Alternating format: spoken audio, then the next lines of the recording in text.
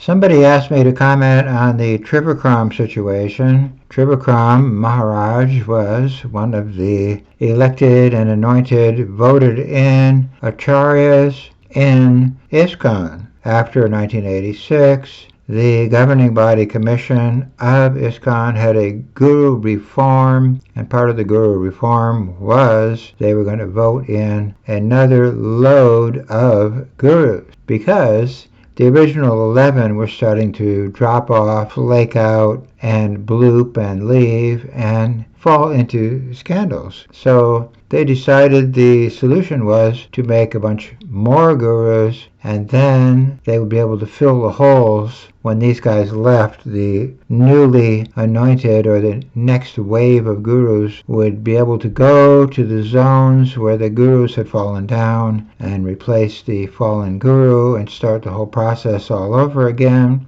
That was the idea. We're going to reform ISKCON. We're going to fix ISKCON. There's going to be no more big problems because we're going to have a continuous flow of acharyas moving into the Guru Parampara. So as one leaves or bloops or falls down or has a scandal, we will have a replacement. This was the whole idea of the Guru Reform. So the Guru Reform had been incubating for some years already. In 1984, Satsvarup was already writing the original transcript, let's say, of the Guru Reform Notebook, and the Guru Reform Notebook was being made in consultation with B.V. Narayan Maharaj, who was at the time the GBC's Shiksha Guru advisor, and he was advising the GBC, this is a good idea, let's vote in more acharyas, and this will fix your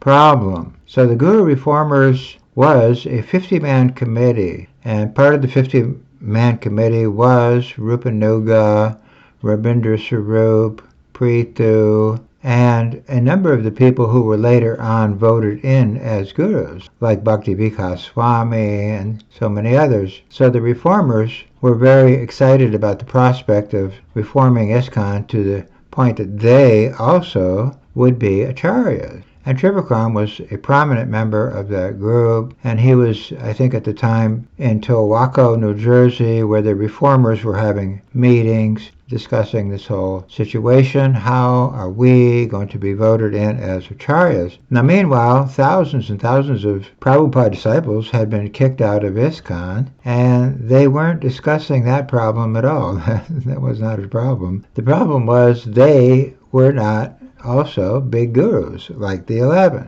And there was a host of other problems. Criminal behavior was going on. The temples were undergoing a lot of stress from deviations going on left, right, and center. And did I forget to mention, there was a lot of child mistreatment going on at the time in various locations. Children were reporting being treated very horribly in various areas of ISKCON. And again, this was not a big concern for the Guru Reformers because they were motivated for position. They wanted to be gurus in ISKCON. And then they would have all kinds of perks and benefits, a nice car, a nice house, servants, feasts being made every day, this type of thing. And Gaur Govinda was another member of that group. He was instigating and encouraging all this stuff because he too would be voted in as a guru in their group. So what's interesting is that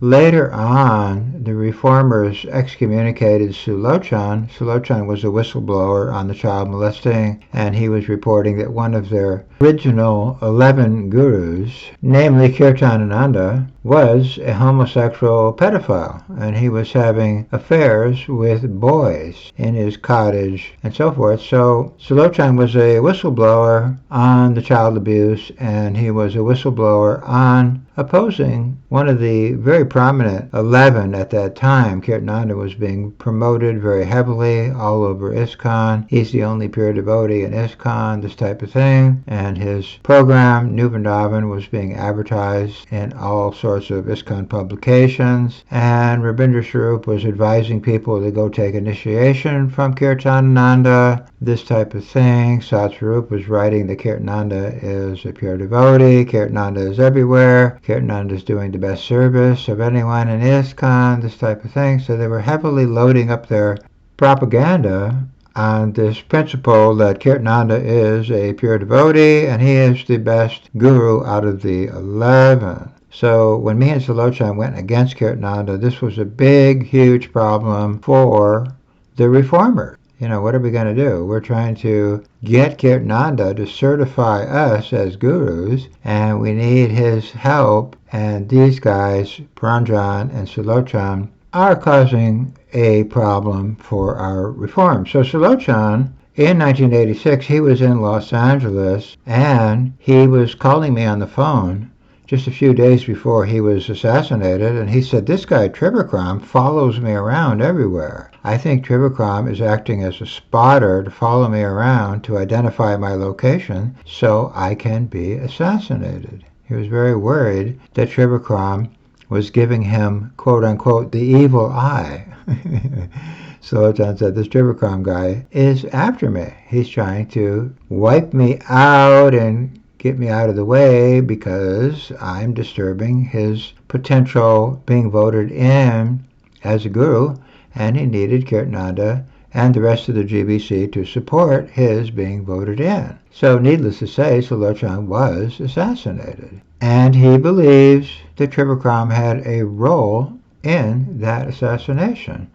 And I have no reason to doubt that. Why would I doubt that? But later on, Trivrikrama met me in Berkeley, and he was very agitated to see me, and he said he was going to call the police and have me removed from the temple. And I said, that's a great idea, Maharaj. Call the Berkeley police. They're my friends. I want them to know who are the faces behind the forcing small children to worship homosexuals and pedophiles as their messiahs. I want the Berkeley police to know who are the main exponents of children worshiping pedophiles as their Jesus-like messiahs, because you are that person. And you need to be identified in an official police report. Let's make that report. Bring the police over here right away, because they need to know what's going on and what you guys are doing. You're forcing 5-year-old children to worship your homosexual and pedophile friends, and a whole bunch of those kids are getting molested, and it's your doing.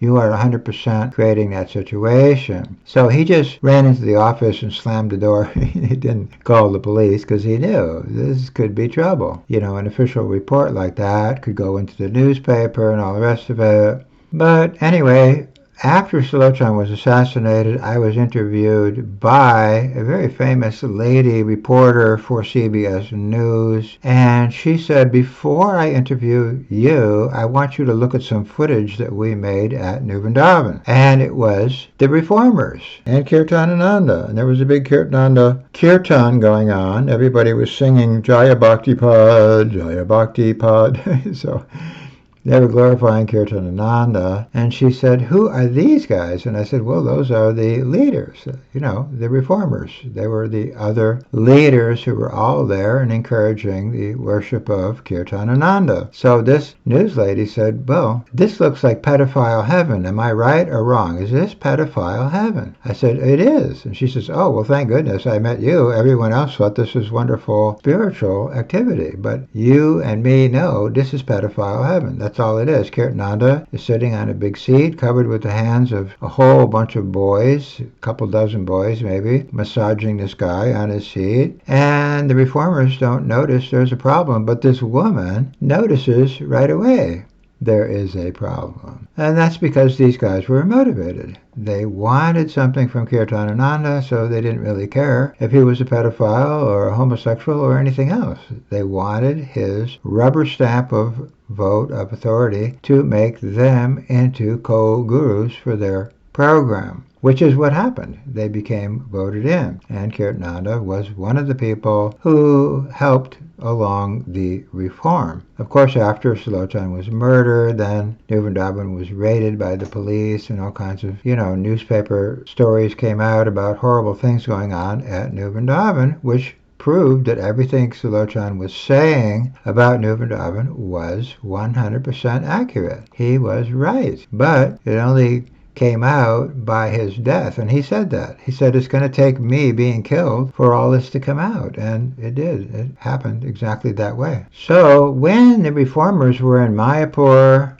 the headquarters of ISKCON, a big scandal had been brewing over there. One of the big gurus, named Bhavananda, had been caught by a number of reporters or devotee witnesses, and he was having oral sex with taxi drivers and oral sex with other people in ISKCON as well, at least according to these reports. So there was some, let's say, momentum to get rid of Bhavananda.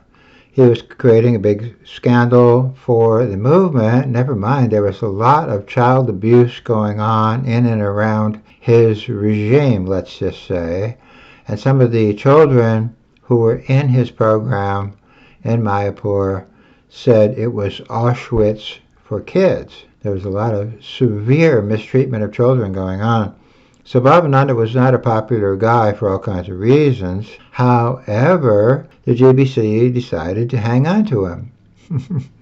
Just like they decided to hang on to Jayatirtha when he was having a scandal, and hang on to Hansaduta when he was having a scandal, and hang on to Harikesh and Satsvarup and this guy and that guy and the other guy. They just don't want to admit that these people are not pure devotees, so they hang on. And the result was that Bhavananda was reinstated in 1986. He was reinstated as Vishnu Pad. Vishnu means the feet of God. So this guy is a known homosexual, carousing around with taxi drivers, having oral sex, and so on and so forth. And he is Krishna's successor and a pure devotee and a resident of the Vaikuntha planets, and he is assisting Krishna in his conjugal affairs. Wait a minute. So this was a very unpopular thing, even amongst the GBC, but they had to say something about Sulochana, so they excommunicated Sulochana, saying Sulochana was making offenses to a great devotee like Kirtanananda. So Trivrikrama was part of this whole process. He was very happy to see Sulochana being exiled out and basically made into a target. Sulochana said, they have painted a bullseye on my back. They're going to come and take me out. So he had a premonition about that. And the last thing he told me is, I will probably never see you again. He knew they're coming after him. And I was next on the list. Now, it's interesting that Trivrikrama saw me at Rath Yatra some years after all this, and he just went, holy crap, you're not 6 feet under already? You're still walking around the planet? What the hell is wrong? You should not be here. I mean, he was just infuriated that I was alive. So he doesn't like us because we are the real reformers. We want to get rid of all of these deviants posing as Krishna's successors. It's not acceptable. And it was not acceptable to Prabhupada. Prabhupada always complained about false successors to Krishna and false gurus and Mahatmas and avatars and all the rest of it. He just was not a fan of any of this stuff. And so we were flying in the face of Trivikrama's whole plan to dominate ISKCON by becoming one of the newly anointed, the next wave of acharyas. And Rochan was one of the members of the reform group, and even now Rochan says the GBC gurus are fine, they just need to be controlled and monitored, and when they deviate we need to contain their deviations by some sort of committee that will come in and act as the fire brigade and fix this broken down guru. Of course, that never really happens effectively. They send the fire brigade in over and over again, but the guru just keeps deviating and keeps causing trouble, and it never really works. And Hansaduta said, you cannot control a guru. A person who thinks he's a guru is not going to submit to the authority of a committee. And so this was another complaint from Trivrikrama, chronically all the time complaining that the ISKCON guru system is very similar to the Ritvik system, which means that the gurus are actually more like priests and not gurus, because they're being monitored, they're being censured, they're being even excommunicated and removed, and so on and so forth. So he doesn't think these gurus should have any control or restraints or censuring or suspending or excommunicating or any of that stuff. They should be unrestrained by the control of a committee. And actually he's correct. The guru, who is actually in communication with Krishna, does not require a committee to rectify and reform and fix what he's doing. This is not what happens with pure devotees. So Trivrikrama is partially right. Unfortunately, the gurus he's talking about are still conditioned souls who make all kinds of mistakes and deviations, and so they do need control, and so on and so forth. But anyway, even now, recently, he was by the Guru Services Committee people, I think Prahladananda, these kind of guys, and he was given some restrictions, and he just says, hey, why do I need restrictions? Now, one of his followers sent me a message recently, and he says Trivrikrama, on a regular basis, says the GBC, F the GBC. F the GBC? Well, yeah, he doesn't like the GBC, because they're trying to constrain what he's doing. And why should he be constrained? He's a guru. He's the sum total of the demigods. He's conversing directly with Krishna. Why would anybody be challenging anything he's doing? But anyway, so he has an affair with some lady, and it's a scandal brewing for some time.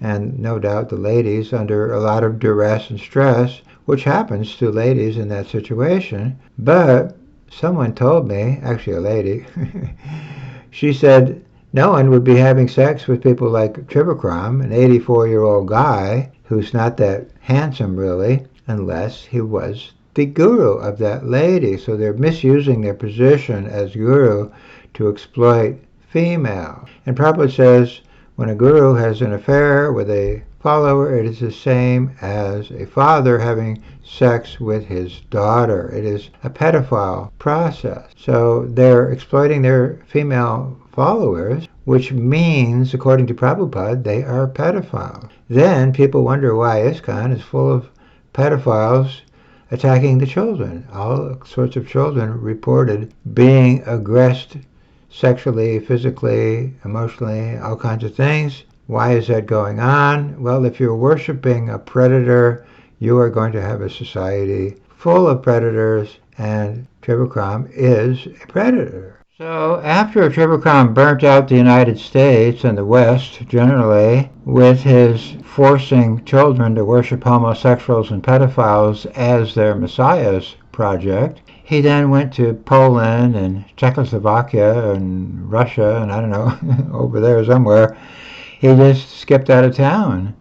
And so did Niranjan, so did Shivaram, and so did a bunch of them. They just fled the scene of their crime and moved camp somewhere else, like Bhakti Vikas. He's set up camp in Salem, India, because they burnt out the West. And now we have this whole therapy thing going on in and around ISKCON. We have Rambaru and Pranada and Mahatma and people like that giving therapy to the victims. Okay, we're going to give therapy to the victims without understanding who victimized these victims. How did they become victims? And what are they victims of? Many of the victims don't even understand they are victims of the enforced cult, ritualistic worship of homosexuals, pedophiles, and deviants as messiahs. Emphasis on enforced. I mean, this was enforced with banning, beating, murder, and all kinds of very heavy-handed technique to keep their ship going on.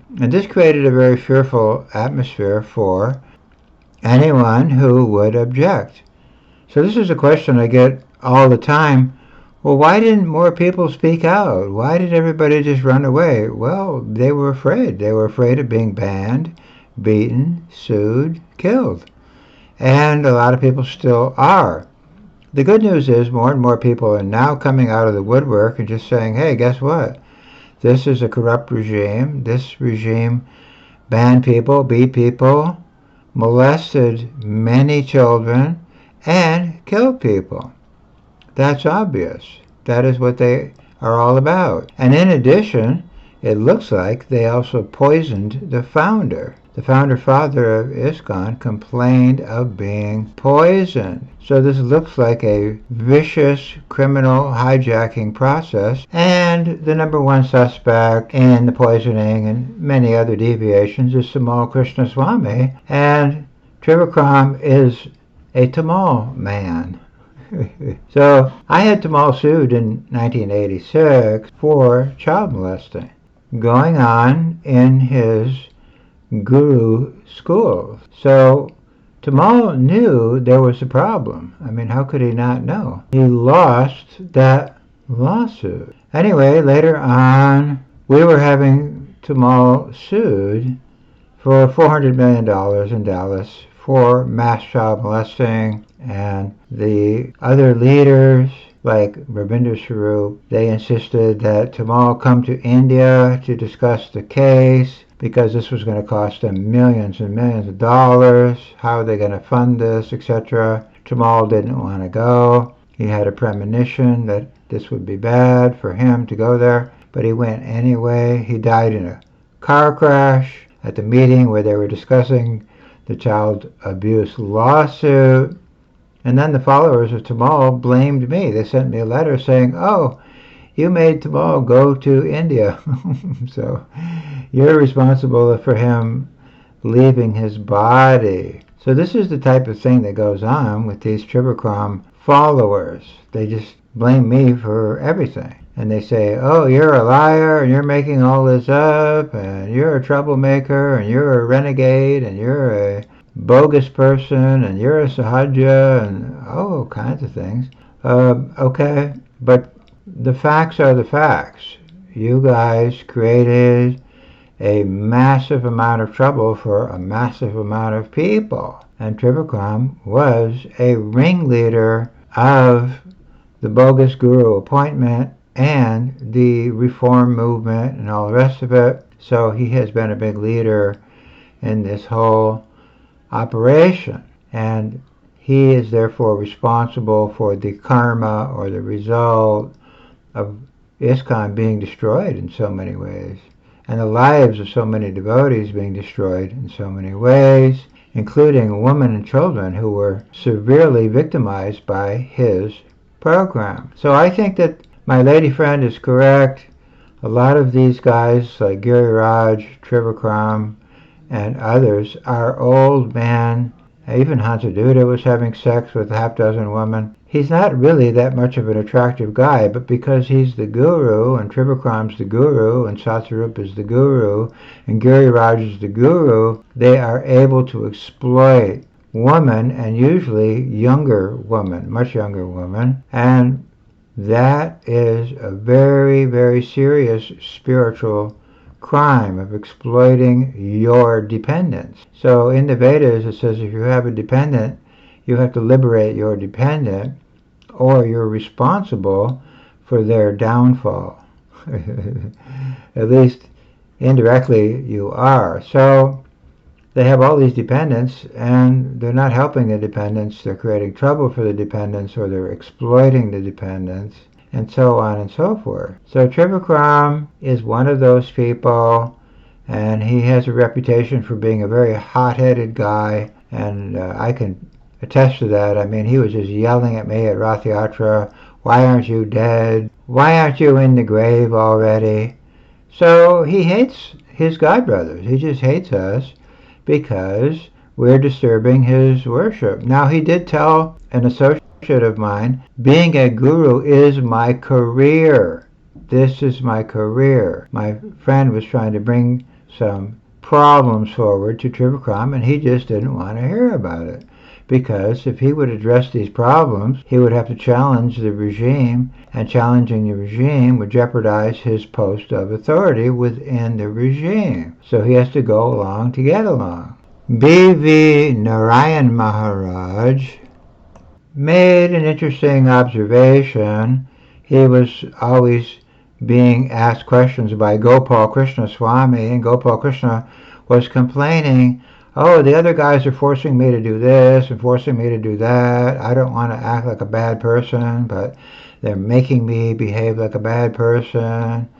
And Jayatirtha was complaining the GBC made him take sannyas and made him do this and made him do that. So Trivrikrama is the same way. Oh, well, I don't really want to do this and that and the other, but the GBC, I have to work with them and blah, blah, blah. And that's why he says the GBC F the GBC because they're just getting in the way and trying to constrain this guy and put some kind of controls on his behavior. But as we all know, absolute power corrupts absolutely. So Trivrikrama having absolute power over people is not a good idea because he will exploit those people, misuse those people, and make a personal business of benefiting by exploiting the post of guru. And Prabhupada calls this guru bhogi. It means you're enjoying the post of guru for your own personal benefit. And Prabhupada is very severe on discussing the result of this, which is you go to the most obnoxious regions of the universe because there's nothing more sinful than making pretend you are Krishna's representative and then using that position to exploit others, because we have come to this material world to exploit the material world, and using the post of guru to do that is the most sinful of all sins. And Prabhupada says these people are the most dangerous elements in human society, and they are. Now, for years and years and years, people like Trivrikrama and hundreds, if not thousands, of other Hare Krishna devotees just said Pranjan is a liar, he's not speaking the truth, he is just causing trouble, he's trying to ruin ISKCON. Well, unfortunately, I know hundreds of victims, children victims and women victims in particular, who have been victimized by the Trivrikrama regime. And they have suffered tremendously in this system. So I did not lie. I was representing these victims. And these victims have basically horror stories. I mean, why would some of the victims tell me they were in Auschwitz for kids? You know, Auschwitz concentration camp for kids. Why would anybody say that? And other victims, like Jwalamukhi, said ISKCON is a satanic child sacrifice cult. Well, where did she get that idea from? She was a child of the society, and she came to the conclusion that it is a satanic cult. So, I'm sorry, but we have been correct on this, and the people who jammed against me, the GBC people, the Trivrikrama people, and people like Sanat, Mukunda, Prahlad, Dayalan Nitai's HKC Jaipur, and the Prabhupada Nuga's EU, Mathurapati, all these guys, they all say Pranjan is a liar. And what does that do? That enables and boosts the pedophiles, and that allows the pedophiles to roam around unchecked, which is what happened under their scheme. They allowed, or they enabled, or they protected evil to happen all over ISKCON. And this evil afflicted the women and children especially. So the whole thing, when people just say the GBC ignores us, or people are ignoring me, Pranjan, they're not ignoring me, they're countering me, they're attacking me, they're discrediting me, and they're doing that because that is defending the enforced cult, ritualistic worship of homosexuals, pedophiles, and deviants as Messiah's project. It is being defended. It is being defended with enforced tactics. So it's very sinful, and Trivrikrama is one of the people involved in enabling and supporting that system. Now, last but not least, I have to say that Trivrikrama and people like Trivrikrama have been acting as Diksha Gurus. A Diksha Guru is a person like Jesus who is absorbing the sins of their followers. And Prabhupada gave very dire warnings about us neophytes absorbing sins. He said this will not help us, and we will take these sins with us. We will get sick, fall down, or both. And he says imitating Guru causes a person to eventually become degraded. He will become degraded. Not maybe, not might, he will degrade. And that's what's happening with these people, one after another. They are degrading. And they have degraded the whole society, and all of these citizens have suffered as a result of this degradation of ISKCON, and exploiting of ISKCON, and misusing ISKCON, and all the rest of it. So anyway, Trivrikrama, he's just one of many people who are part of this process. So I don't want to just single him out and blame him for everything, because he had a lot of support from all kinds of other quote-unquote reforming ISKCON devotees, and they did not reform ISKCON. They did not fix ISKCON. They just spread the problem. And even Hridayananda said that. He said in 1986, when they were voting in more gurus, the guru disease has become an epidemic. So that is correct. It just created more problems, and more fall downs, and more scandals, and more difficulties, and it did not fix the original problem, which is that conditioned souls cannot act as gurus. They're not authorized to do that, and if they attempt that artificially, they will cause trouble for themselves and everyone else. So anyway, I'm very convinced that all these guys are going to a lower body on a lower planet and all the rest of it, because I believe in the Shastra. The Shastra says you cannot do these things. But now Bhakti-Vikas Swami, in order to justify all this and explain away all this, says, well, it's common for gurus to fall down because Lord Brahma fell down, and so on and so forth. Okay, well, wait a minute. Trivrikrama is a former meat-eating hippie-type guy. What does he have to do with Lord Brahma? And that's why Prabhupada says, who is that rascal who is comparing Lord Brahma's fall down to the fall down of conditioned soul? But also, Lord Brahma got a benediction that he would not fall down in the future. So they're mixing up all of these issues and making pretend their gurus and the actual bona fide gurus are on some comparable level when they are not. So anyway, this is what's going on presently, and we have to see how this all works out. But Trivrikrama is back in the saddle again, trying to revive his position, and some of the people from his area are writing to me complaining that he's just trying to act like nothing too bad is going on, and he's going to be back in the saddle again as a guru, and etc. So let's see how it works out. But overall, every time these guys end up in some scandal, eventually their whole thing just caves in and collapses, and we think that's inevitable for Trivrikrama and his situation. Now today is the 4th of July in the United States of America. Sulochan left New Vrindavan and came to Berkeley to help me out, and he really did give me perhaps the most substantial help that I got from any of my godbrothers. And in fact, he became the original martyr of ISKCON, and he gave his life trying to revive Prabhupada's teaching. So we have to give him a lot of credit. Today is his appearance day, and eventually it will be one of the ISKCON festival days where they will be celebrating the disappearance of Sulochan, one of the great martyrs of the Hare Krishna religion. And I believe Sulochan is right. Trivrikrama Swami had a hand in his departure, and therefore Sulochan's blood is on the hands of Trivrikrama Swami.